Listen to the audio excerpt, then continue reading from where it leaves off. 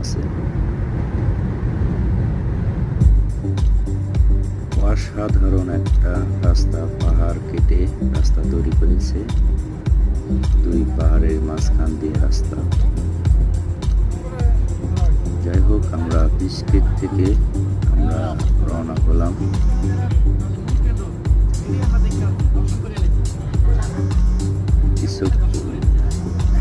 ইসুকপুল যেতে সময় দেখলাম দুই পাহাড়ের মাঝখান দিয়ে অসাধারণ